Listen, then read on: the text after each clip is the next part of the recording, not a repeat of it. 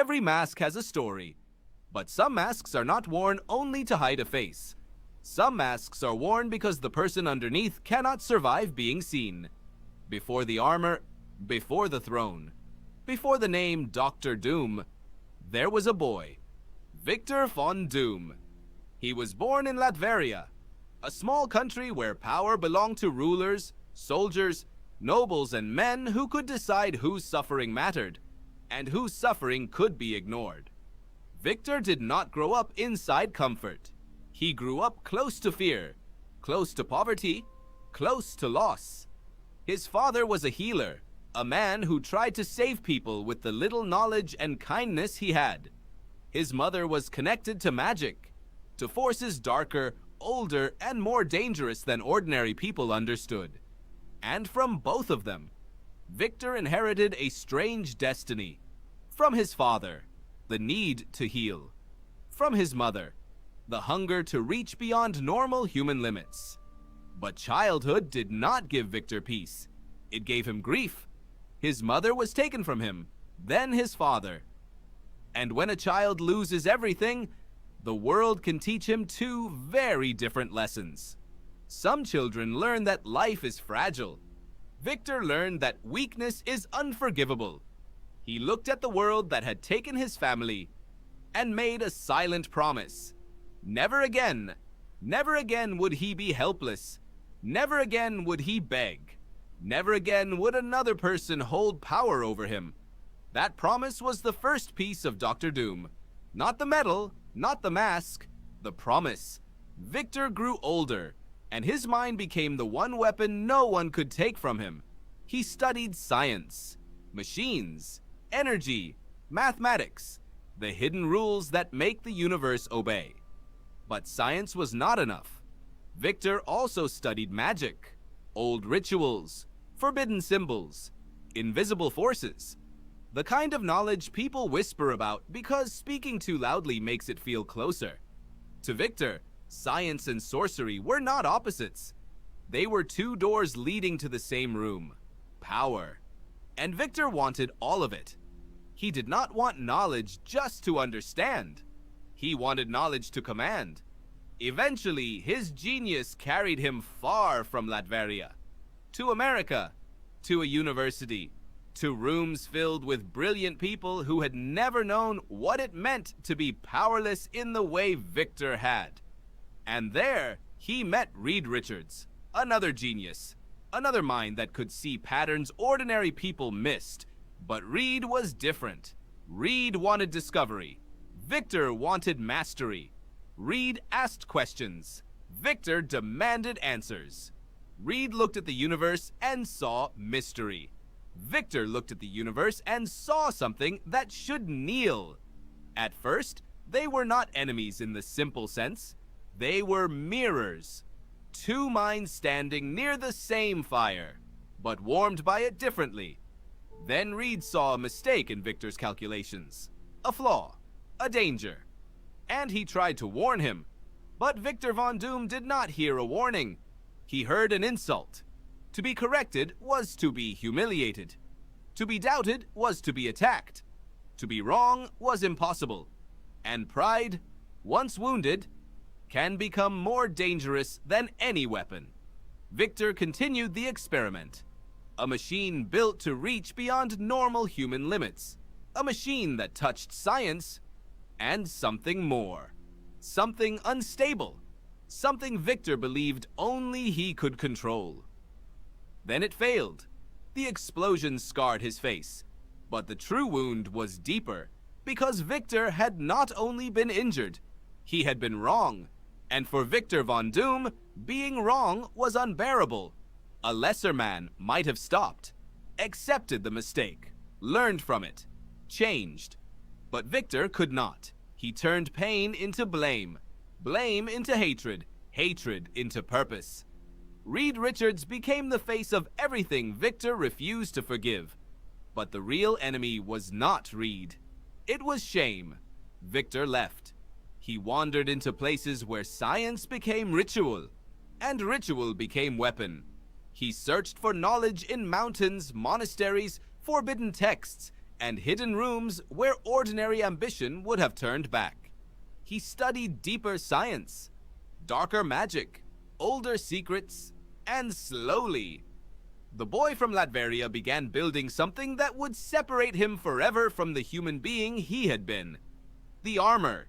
It was not just protection, it was not just a weapon, it was a new body, a new identity, a fortress shaped like a man, steel for skin, power for blood, will for breath. And then came the mask, cold, metal, unforgiving. When Victor placed it over his face, he did more than hide his scars. He buried Victor, and Dr. Doom opened his eyes. From that moment on, the world would not see a wounded boy. It would see power. It would see command. It would see a man who could not be pitied, could not be mocked, could not be weak. Doom returned to Latveria, not as a son, not as a victim, but as a ruler. He took the country that had once been too cruel to protect him and placed it under his will.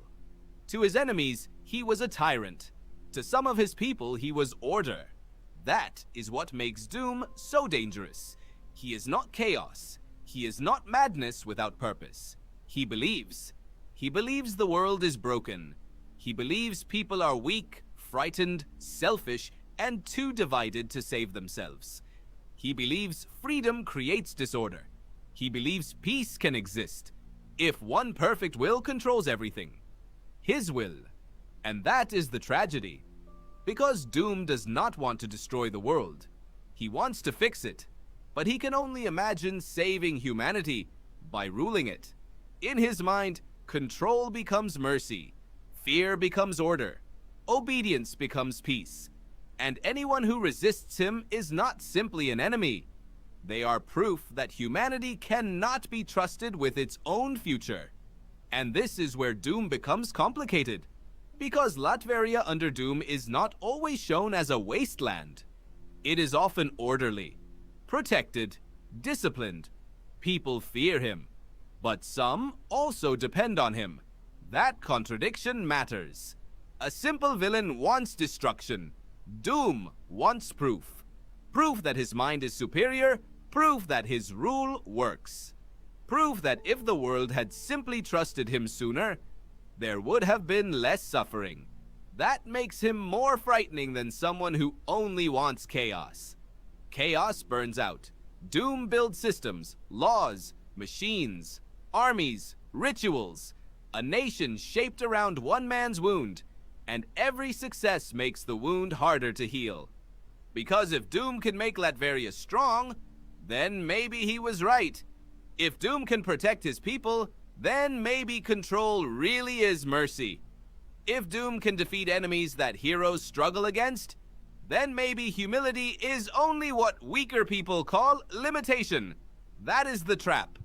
Doom is brilliant enough to justify himself.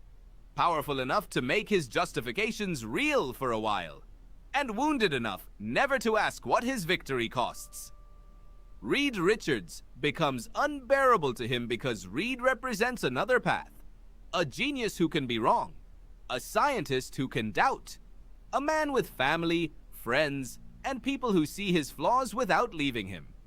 To Doom, that kind of vulnerability looks like weakness, but it may be the one thing Doom never learned how to survive. This is why Dr. Doom is more than a villain. He is a warning about genius without humility, pain without healing, power without surrender. He is what happens when a wounded child grows into a man who can move mountains, but still cannot forgive the moment he felt small. That is why his greatest battles are never only physical. Every fight is personal. Every defeat is humiliation. Every victory is evidence that the world should have obeyed him from the beginning. A hero can lose a battle and still remain whole.